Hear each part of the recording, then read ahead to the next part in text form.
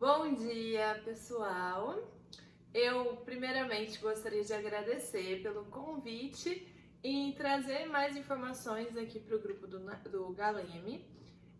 Foi um convite que eu recebi com muito carinho, sempre apreciei muito as atividades que o Galeme desenvolve. Então, para mim, realmente é uma honra estar aqui hoje, né, falando um pouquinho com vocês. Até porque eu estou aqui hoje também em nome do meu grupo, que é o NULEME, da Universidade Estadual, da UDESC, e a gente tem a intenção, né, de trocar esse time que é tão precioso desses dois grupos. Então, eu realmente hoje me encontro com o coração extremamente enobrecido em poder fazer parte desse encontro. Mas, em contraponto, eu também estou completamente chateada e triste por não poder estar aí presencialmente com vocês. Eu sei que vocês estão aqui me assistindo e eu vou fazer o possível para que essa distância digital ela se torne o menor possível, né? Mas a gente sabe que nada substitui o tete a tete, né? Esse encontro caloroso físico que a gente tem quando se encontra e quando estamos juntos. Então eu gostaria de pedir desculpas a vocês, né, que saíram de casa, independente da cidade que mora, para estar aqui comigo hoje e acabar por me encontrar assim, nessa forma mais digital. Mas, de acordo com alguns eventos que aconteceram fora do programado, eu precisei ajustar e entregar esse conteúdo para vocês dessa forma, tá bom? Até para que a gente não comprometesse essa entrega, tá? Então eu realmente agradeço vocês estarem aqui hoje e peço novamente desculpas por eu não estar presencialmente com vocês, tá? Então vamos lá, vamos aprender um pouquinho hoje sobre a saúde óssea depois da lesão da medula espinhal. Eu vim, né, em nome do meu grupo no Leme e para que vocês saibam um pouquinho a meu respeito, né? Então eu sou uma fisioterapeuta. Eu me formei pela UFMS, a Universidade Federal do Mato Grosso do Sul. Depois vim para Florianópolis fazer meu mestrado, fiz na UDESC. E aí foi onde eu comecei a participar como membro do NULEME. E aí depois já terminei meu mestrado e segui na área acadêmica, ingressando no doutorado, qual eu ainda estou em processo de formação, que é o meu doutorado lá na UFSC em neurociências.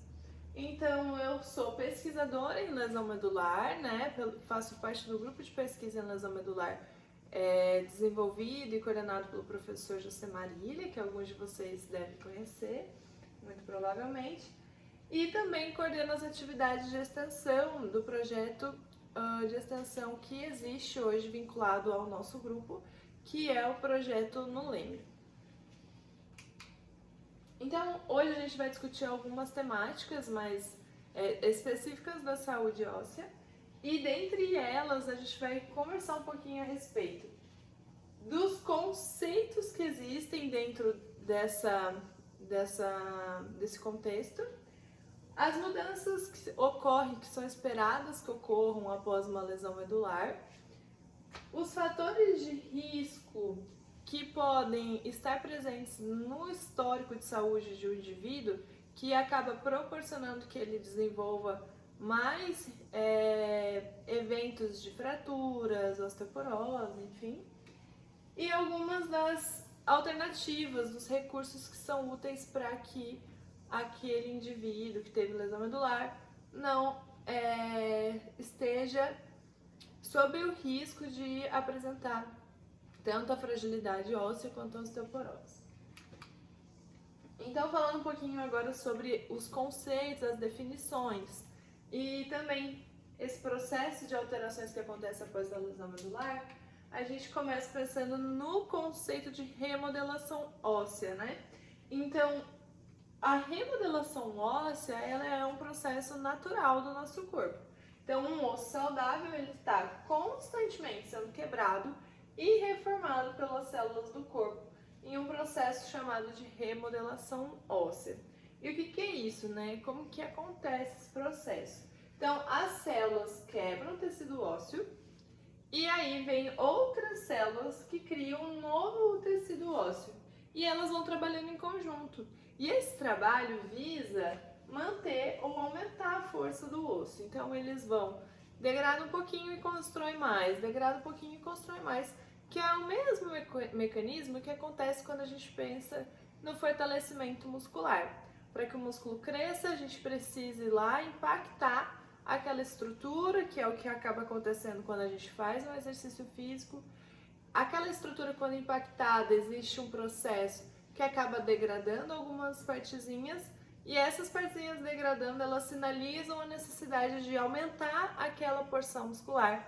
E aí começa, né, a ter hipertrofia, a ter um aumento do volume muscular também. E aí no osso é a mesma coisa, então há um estresse, esse estresse ele acaba por degradar um pouquinho, essa degradação sinaliza a necessidade de uma reparação, e aí vem as células e reparam e acaba por construir um tecido ósseo para se manter como ele estava antes ou até mesmo para aumentar essa área de tecido.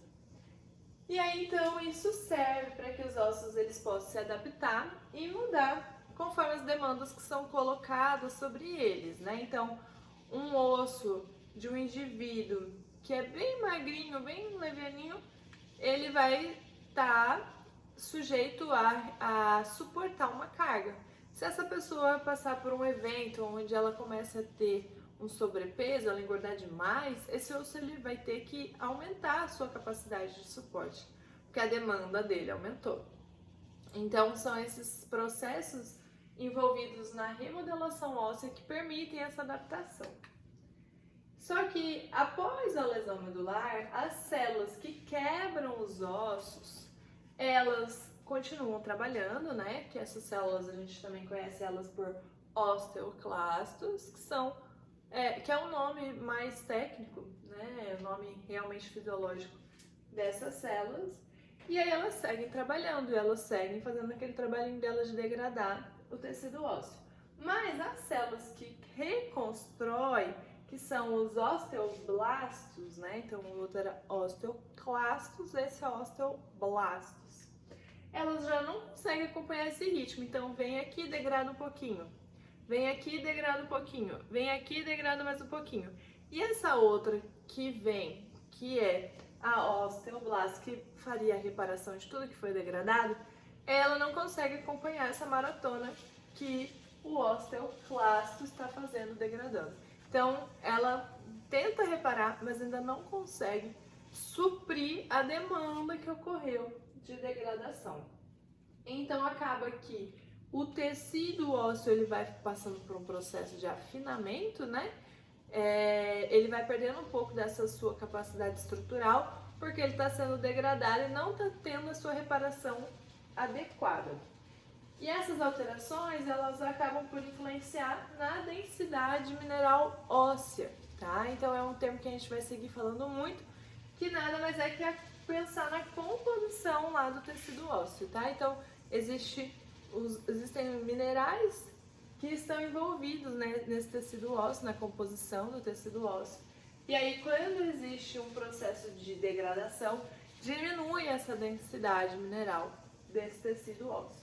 E aí pode gerar o que a gente também chama e conhece por osteoporose sublesional. O que é osteoporose? Vamos partes por partes, né? Então, a osteoporose ela é uma condição na qual os ossos se tornam menos densos, alternando a estrutura óssea e tornando os ossos mais propensos a quebrar. Então, o que acontece? Eu tenho um processo de degradação e de fragilização desse tecido ósseo, e aí ele perde parte da sua estrutura. E essa estrutura acaba por se tornar mais porosa. E então, por conta disso, esse osso fica mais fraco, com maior risco de fratura, de quebra, de degradação mesmo, né? A osteoporose ela é uma condição que afeta os ossos, principalmente da região do quadril e do joelho, nas pessoas que tiveram uma lesão na medula espinal. Quando a gente fala em osteoporose, a gente sempre lembra no contexto das pessoas com lesão medular também na terminologia sublesional. Então, a osteoporose geralmente afeta pessoas com lesão medular em um padrão chamado de osteoporose sublesional. O que isso quer dizer? Sublesional vai estar envolvido e relacionado com uma osteoporose abaixo do nível da lesão. Então, sublesional, abaixo da lesão, tá? Então, são pessoas que vão desenvolver essa fragilidade, mais especificamente nas regiões ósseas abaixo do nível da lesão. Quando há uma perda de função muscular, acaba por impactar na quantidade de esforço que é gerado naquela região, né, que ocorreu uma paralisia, né, uma plegia. E aí isso impacta também na nutrição do tecido ósseo, nesse processo de reparação dele, de remodelação. Então, por isso que normalmente essas pessoas elas não vão ter uma osteoporose sistêmica. Pode ter associado por outros fatores, como por exemplo fatores que são realmente desencadeadores de osteoporose na nossa comunidade. Mas se tratando especificamente de lesão medular, a gente vai pensar então em uma osteoporose que foi gerada justamente por essa condição, né, da lesão. E aí acaba por influenciar nessa parte do corpo que foi prejudicada também pela lesão. Então, a osteoporose sublesional, ela envolve alguns fatores, né, que é uma reabsorção óssea excessiva que acontece abaixo do nível da lesão, uma baixa densidade mineral óssea, principalmente no quadril do joelho, que foi o que eu comentei antes, e um risco aumentado de fratura. E aqui a gente fala de uma fratura por fragilidade, não necessariamente uma fratura, né, como costumamos pensar em outras situações. Essa fratura, ela vai estar muito mais propícia de ocorrer do que quando esses ossos eles estão nutridos, porque o tecido ósseo fica maior, fica mais denso, fica mais firme, digamos assim, e com isso acaba por influenciar positivamente, porque aí se você tem um tecido mais denso, mais firme, não é qualquer impacto que vai gerar dano, né? Enquanto que quando ocorre um processo de fragilização do tecido ósseo, como é nesse caso que eu estou comentando, qualquer impacto, talvez mesmo mínimo, possa gerar uma fratura. As mudanças que acontecem no tecido ósseo, elas ainda não são extremamente bem descritas na literatura. Sabe-se que há uma alteração, que ela é em paralelo com esse processo após a lesão, mas ainda não se sabe bem ao certo o porquê que isso ocorre, de que forma fisiologicamente isso ocorre, tá? Mas o que a gente já sabe é que os tecidos ósseos, eles começam já a sofrer danos nos primeiros dias após a lesão medular. Então o paciente que ainda está lá na fase de internação, né, dentro de uma unidade hospitalar, ele já começa a apresentar algumas alterações no seu perfil clínico, que são resultantes desse processo aqui das alterações ósseas decorrentes da lesão medular. Então, pessoas com lesão motora completa, então que são pessoas com lesões AIS-A, AIS-B, elas acabam por ter essa reabsorção óssea muito maior, principalmente entre o terceiro e o sexto mês após a lesão. Então, como não tem função muscular e acaba que por conta disso desenvolve menos atividades também naquela região abaixo da lesão, isso impacta e contribui para que aconteça uma reabsorção óssea e uma fragilização desse tecido. E esse processo de reabsorção do tecido ósseo, ele segue ocorrendo ao longo dos anos, tá? A taxa do declínio na densidade óssea ela é menos previsível quando a pessoa tem uma lesão incompleta. Até o próprio prognóstico de uma pessoa com uma lesão incompleta, ele acaba por ser mais imprevisível do que lesões completas, né? Então, é um mundo de infinitas possibilidades, como eu gosto de dizer. Em relação à lesão, a gente ainda pode pensar que existem várias maneiras que o próprio corpo pode contribuir para que essa osteoporose venha a acontecer. Então, alterações nos sistemas corporais, alteração na quantidade de suporte, descarga de peso corporal que acontece nesses ossos, né? Pensando principalmente naqueles que eu comentei, que são os mais acometidos, como o quadril, o joelho. Então, são regiões ósseas, articulações, que acabam por ter menos descarga de peso, por haver menos atividades que envolvam o ortostatismo, né? A posição em pé. Então, fica menos tempo em pé, adota menos essa postura em pé, e aí por isso descarrega menos o peso corporal sobre os ossos das pernas e acaba por influenciar também nesse processo de remodelação óssea. Em relação à contração muscular, então, quando há contração muscular, esse músculo, ele muitas vezes ele está originando ou se inserindo preso lá numa estrutura óssea. Então, ele se agarra num osso para ele ficar ali, porque senão imagina, né? Os nossos ossos eles vão escorrer pelo corpo, ele tem que se prender em um lugar para ele permanecer onde ele tem que ficar. E aí, normalmente esse lugar que ele se prende é uma estrutura óssea. Quando ele vai contrair, esse músculo ele puxa para fazer força, né? Então, pode ver que quando eu contraio o meu músculo, ele fica mais volumoso em uma porção mais específica ali, normalmente no meio desse músculo. E com isso gera uma tração das pontinhas dessa estrutura muscular. Como essa pontinha está lá no osso, o que acontece? É um processo que o músculo está fazendo de tracionar esse osso. Mas o osso é rígido, ele é firme, ele vai seguir paradinho ali no lugar para que o músculo só que se mexa. Esse processo de tração que a contração muscular gera também faz com que o osso se nutra. Ele provoca o osso a fazer esse processo de nutrição. Então, quando não tem a contração muscular, nessas musculaturas da pele que estão fixadas nas regiões de quadril, joelho e outras também, né? Eu acabo enfatizando quadril e joelho, que realmente são as regiões com mais impacto, mas não é uma verdade absoluta, não necessariamente vai ocorrer só no quadril e do joelho, são as regiões mais impactadas apenas.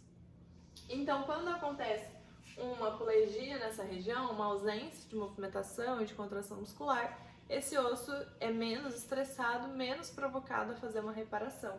Então, também provoca alterações na estrutura óssea, tá?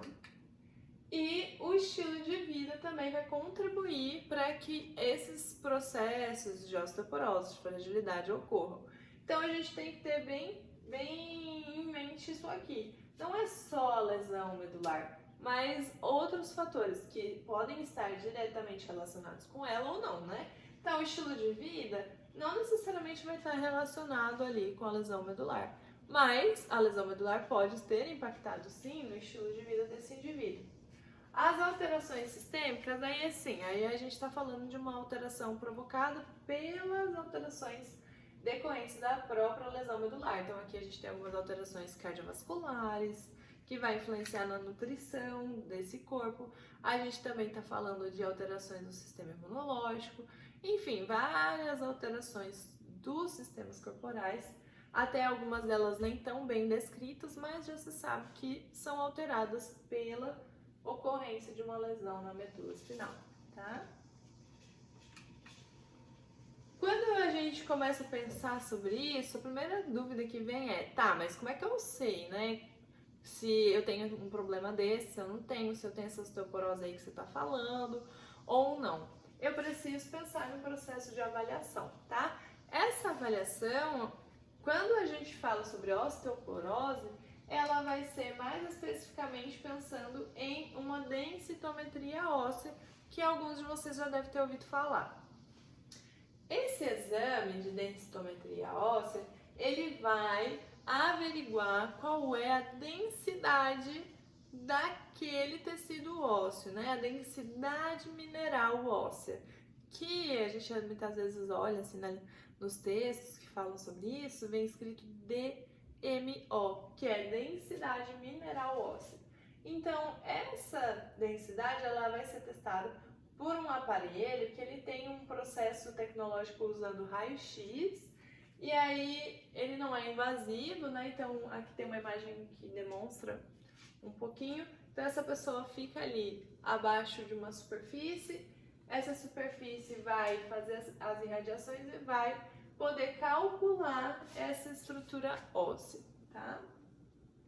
E aí ele vai digitalizando e vai medindo. E é a ferramenta hoje em dia no Brasil mais utilizada, e não só no Brasil, no mundo. O que acontece? Além dessa quantificação da densidade mineral óssea, a gente também precisa entender que não é só a densidade mineral óssea que vai contribuir para essa osteoporose ou para que esse osso fique frágil. Existem outros fatores de risco. Então a gente também precisa fazer essa avaliação pensando em quais os fatores de risco que aquele indivíduo apresenta, que pode provocar com que ele tenha com mais probabilidade ou com mais ou mais cedo ainda essa osteoporose, esse processo de absorção óssea. Então a gente já sabe que essa pessoa tem uma lesão medular e ponto, isso já é um fator de risco. Mas quais outros fatores podem ainda proporcionar que isso ocorra, né? Então a gente precisa entender um pouquinho sobre as fraturas por fragilidade para começar a compreender melhor esses fatores de risco.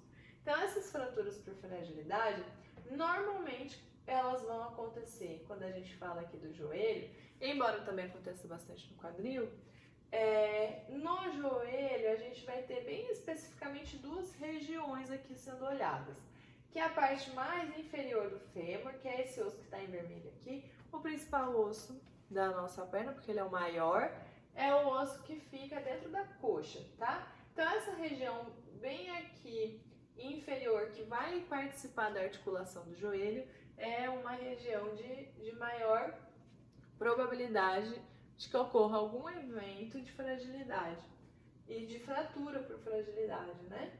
E a parte superior da tíbia. A tíbia é um dos dois ossos que participa ali daquela região da canela, né? Como a gente chama, e que também participa dessa articulação do joelho. Então, esses dois ossinhos que se encontram ali no joelho, de alguma forma, né, na articulação, eles vão estar mais sujeitos a acontecer, a sofrer uma fratura devido à fragilidade óssea. Então, fraturas por fragilidade nada mais são do que fraturas causadas por uma força mínima. Então, a gente não está falando aqui de um grande impacto. Ah, eu dei uma caidinha aqui só da cadeira de banho e já levantei e tá tudo bem. Aí a gente tem que pensar, se a pessoa não tem uma sensibilidade adequada, né? Então não tá tão bem assim, porque se ela sentisse preservadamente aquela região e me dissesse que não tá com nenhum problema, ok. Mas talvez você tenha caído da cadeira, tenha sofrido alguma fratura e não consegue mensurar esse processo porque não existe dor. E aí, quando a gente tem essa dor, fica mais fácil de identificar um problema. Não tendo a sensibilidade, se torna bem mais difícil. Então, a gente tem que cuidar. Além de pensar em um impacto de força mínima, olha só que perigo, né? Torções durante uma transferência ou até uma queda em baixa velocidade da cadeira de rodas também podem provocar essa fratura. E aqui a gente tem que cuidar, porque em casos de transferência, a gente faz essas transferências e aí se a pessoa ela é colocada numa postura em pé, aí o que acontece? O pé recebe a carga do corpo, o corpo roda por cima ali do joelho e o pé segue assim e a perna gira. Então acaba acontecendo uma fratura por torção. Então nas transferências a gente precisa tomar cuidado para que o pé não fique recebendo tanta carga e para que caso ele receba, ele consiga estar numa posição que não faça tanta torção assim, tá bom? E aí, então, a gente começa, de fato, pensar no fator de risco. A gente já sabe que a lesão medular afeta, a gente já sabe a região que mais é acometida, de que forma isso acontece, né, nessas regiões, mas eu também preciso pensar que alguns fatores pessoais ou do meu histórico podem influenciar que isso ocorra com maior probabilidade. Então vamos lá, mulheres na nossa sociedade, de modo geral, elas já estão mais sujeitas a esse processo de fragilização do tecido ósseo, principalmente depois da menopausa. Então, hoje em dia, qualquer mulher com lesão medular ou não, quando enfrenta esse processo de menopausa, ela já começa a ter esse acompanhamento para ver o que precisa ser suplementado, enfim, quais intervenções vão ser necessárias para que ela não enfrente um processo de osteoporose. Além disso, como eu já comentei anteriormente, uma lesão medular completa também vai proporcionar com que essa pessoa apresente mais fragilização do que as lesões incompletas. Então, a paraplegia é um fator de risco, né? Porque existem menos funções nas regiões abaixo ali da cintura, e aí desencadeia todo aquele processo que eu comentei antes, da pessoa não conseguir ficar em pé, descarregar menos peso sobre as pernas, sobre os ossos da perna, não ter essa contração muscular que também nutre o osso, enfim. Lesões medulares há mais de 10 anos, então depois do 10º ano existe um declínio mais significativo ainda, e é onde a gente precisa cuidar, porque algumas intervenções podem acabar por danar também o tecido ósseo, desculpa, acaba que essas intervenções, mesmo que elas tenham uma intenção positiva, se esse tecido ósseo não tem sido acompanhado nesses 10 anos, não adianta depois do 10º ano querer fazer uma intervenção sem olhar antes para esse tecido ósseo e ver se ele suporta aquela intervenção que vai ser feita. Pessoas com menos de 16 anos de idade, quando teve a lesão medular, então é uma fase onde o tecido ainda está sendo ajustado, porque é uma fase de crescimento, né? Então também pode impactar. Pessoas que consomem mais de 5 porções de álcool por dia, o álcool ele também vai afetar nessa composição mineral do osso. O uso prolongado de medicamentos, especificamente anticonvulsivantes, heparina, os medicamentos opioides, né, que são analgésicos mais fortes. Então, quando mantém o uso prolongadamente, esse tecido ósseo também é afetado. O baixo peso para altura, e aqui normalmente a gente calcula o índice de massa corporal, IMC, e aí se ele dá menor que 19 já é um fator de risco. Uma baixa densidade mineral óssea, principalmente na região do joelho, fraturas por fragilidade já sendo apresentadas anteriormente, então ter um histórico de fratura por fragilidade e uma história familiar de ter havido já uma fratura, então a questão hereditária. Mas de que forma eu posso então evitar que isso tudo aconteça? Eu já tenho aqui alguns desses fatores de riscos, então eu tenho que cuidar. Até porque se a gente parar para pensar em fatores de risco, se vocês apresentarem 3 desses fatores, vocês já estão em um risco moderado de acontecer uma fratura, por fragilidade, né? Se vocês tiverem 5 desses aqui, vocês já estão em altíssimo risco. Então, preciso olhar para isso, precisa cuidar. De que forma eu posso intervir e evitar que essa osteoporose, essa fragilidade ocorra? A suplementação de vitamina D, então a gente sabe que há normalmente uma redução de exposição à luz solar e isso acaba impactando na absorção de vitamina D por conta até dessa dificuldade de mobilidade depois da lesão medular. Às vezes, em alguns casos, acaba por ficar acamado, né? Então, existe menos exposição à luz solar e é muito importante, gente. Se expõe ao sol, dá uma voltinha de manhã, vai ali, toma aquele primeiro sol da manhã, né? É muito importante.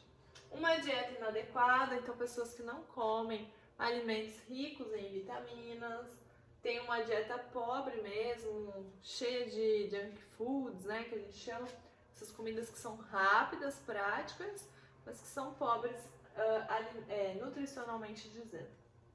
E também os efeitos colaterais de medicamentos metabolizados pelo fígado. Então acaba que esse efeito colateral pode prejudicar também na vitamina D.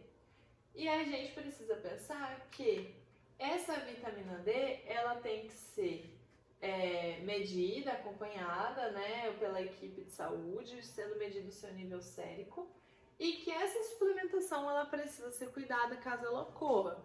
Não tomem suplementação de nenhuma vitamina sem acompanhamento de uma equipe de assistência, né, médico, nutricionista, enfim, porque essas vitaminas, elas têm uma dosagem adequada dentro do organismo. Se você está em deficiência, tem menos do que essa dosagem adequada, isso desencadeia um problema. Assim como se você tiver além, muito além do que é o referencial, do que é o ideal, você também pode desencadear um problema. Então, não é porque é uma vitaminazinha que ela é inofensiva. Hoje em dia a gente entra numa farmácia, meu Deus, é polivitamínico para todo lado. E aí, né? Será que realmente a pessoa está envolvida com a nossa saúde ou com o nosso dinheiro? A gente tem que fazer essa consideração crítica, né?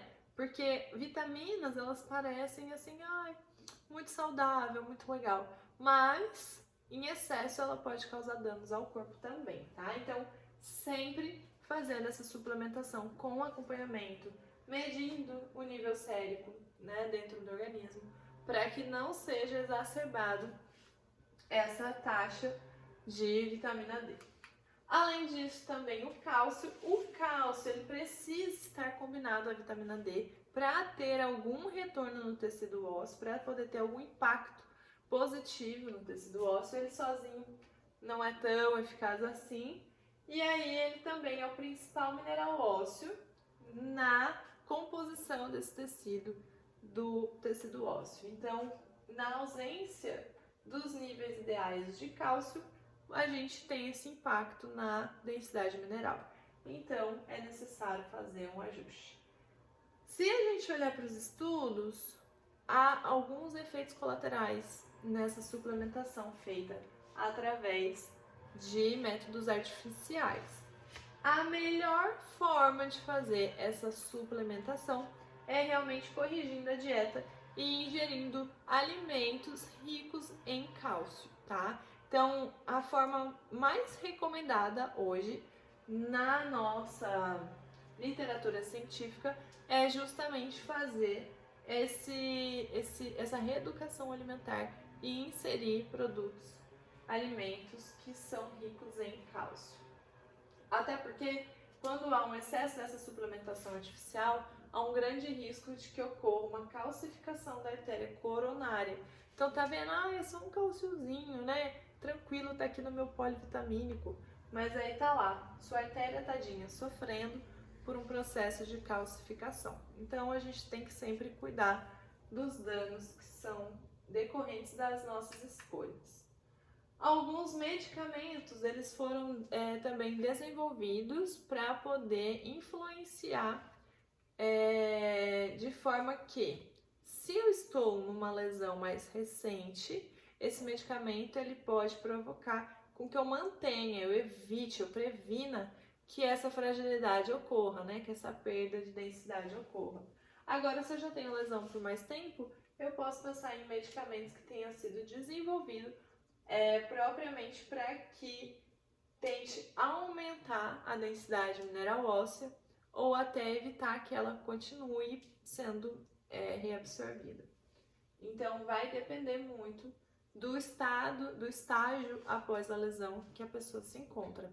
E aqui eu fiz questão de não trazer nenhum nome, porque, embora eu saiba, existe na literatura algumas indicações, eu nunca falo sobre nome de medicamento quando eu vou fazer esses processos de educação em saúde, essas palestras, essas falas, porque eu vejo que hoje a gente tem uma comunidade que toma muito medicamento por conta própria, né? Sem acompanhamento. Então eu já deixo aqui meu apelo, não tomem medicamento por conta, sabe, gente? Vocês têm aí todo o suporte do CCR, aproveitem disso, façam acompanhamento com profissionais especializados, que vocês têm acesso, né? Se você está aqui hoje, provavelmente você já tem algum vínculo com o CCR, então desfrute disso. não fica tomando remédio por conta, ou porque outro colega que também tem lesão medular toma. Então é uma coisa que a gente tem que cuidar. Cada pessoa é única, tá? E medicamento não é assim, molinho não é uma coisinha pouca. A gente tem que realmente cuidar. Outra coisa que também pode proporcionar uma melhora no tecido ósseo ou uma prevenção, digamos assim, é a estimulação elétrica funcional.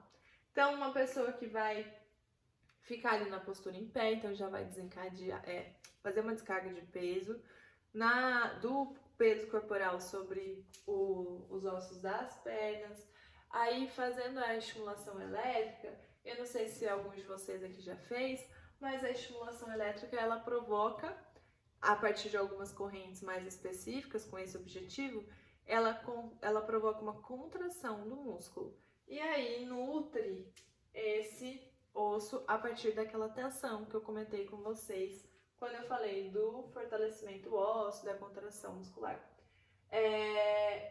Essa estimulação ela pode ser voltada para uma atividade funcional, como por exemplo aqui na imagem alguém que está caminhando e está tendo essa musculatura relacionada à caminhada sendo contraída. Mas em alguns casos as pessoas não têm uma estrutura, não têm ainda uma lesão que permite alguns músculos participarem dessa tarefa. E aí a gente vai falar então sobre uma estimulação elétrica pontual numa musculatura que está paralisada, mas que vai gerar essa contração e esse estresse de tensão no tecido ósseo, que também desencadeia essa nutrição, tá? Então eu posso pensar ela aplicada numa atividade funcional ou não. Mas para que eu não tenha uma perda significativa na minha densidade mineral óssea, eu preciso fazer essa estimulação contínua, tá? E aí sim a gente mantém uma estrutura óssea ok, essa densidade ela reduz muito pouco, né? Existem alguns poucos estudos de qualidade questionável em relação a ter voltado a um estado mais basal dessa densidade mineral óssea. Então, assim, existe aí uma luz no fim do túnel, que é reduzir esses danos. Então, realmente, adote essa postura em pé, faça a descarga do peso corporal nas pernas, estimule a musculatura, tenha um aparelhinho de estimulação elétrica em casa, é muito importante. E aí, como eu falei, fazer a sustentação do peso corporal sobre o segmento, né? Então, quando a gente faz essa descarga de peso, provoca tensão também no tecido ósseo e com isso ele passa por esse processo de nutrição e reparação. Então, no contexto de exercícios com sustentação de peso corporal, seria isso aqui, realmente suspender o corpo e aliviar a carga e ir devolvendo um pouco só da carga muscular, da carga corporal sobre o segmento das pernas, tá bom? A atividade física, ela é muito recomendada para diversas coisas. Eu acho que hoje é o medicamento mais importante que qualquer ser humano pode ter, né, como prescrição. O exercício físico, principalmente. E quando a gente fala em atividade e exercício, a gente tem uma grande diferença, né? Enquanto as atividades físicas são atividades naturais do cotidiano, que eu realmente faço, que inserem algum contexto de mobilização, o exercício físico realmente já é algo que eu estou me exercitando, é um esporte, é uma questão que se sobrepõe à atividade e que vai me exigir um certo esforço. Em relação à atividade física, há uma boa crença em relação a ela, tanto nela quanto no exercício, né, de que eles vão provocar uma melhora nesse tecido ósseo, mas ainda não temos estudos conclusivos sobre isso. Mas de qualquer maneira, eu deixo aqui, né, para que vocês saibam que precisa fazer atividade física no seu dia a dia, né? Então, fazer suas transferências, tocar a cadeira para ir para a sala, para ir para o quintal. E também exercícios físicos, fazer lá fortalecimento, um esporte, uma atividade que envolva mais gasto energético. E é isso, então. Obrigada. Eu agradeço a atenção de vocês que ficaram aqui assistindo comigo até então. Eu posso ficar disponível através do meu Instagram, para quem não me segue, é @franromanini. Lá eu falo um pouquinho de diversos assuntos. E caso vocês tenham dúvida, como eu não estou aqui com vocês hoje para poder responder, vocês podem me mandar diretamente lá no Insta e eu vou responder com todo o carinho do mundo. Eu quero agradecer mais uma vez, né, o convite da Adriana, da Sheila e o pessoal do Galeme para poder participar desse encontro e também lembrar, né, que eu vim através do meu grupo, o Nuleme, para poder passar essa informação aqui para vocês. E aí eu quero também que vocês se sintam sempre à vontade em nos acompanhar, as nossas atividades lá do Nuleme, que também tem esse caráter de troca com o público de lesão medular, mas muitas vezes também relacionados a algumas pesquisas que a gente desenvolve, tá bom?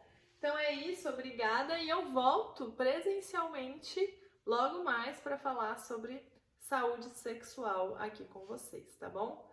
Chama a Adriana e aí ela depois vai me passar certinho uma data e aí eu venho encontrar vocês pessoalmente, tá? Então, um beijo a todos, muito obrigada e aí um bom finalzinho de semana para vocês, tá?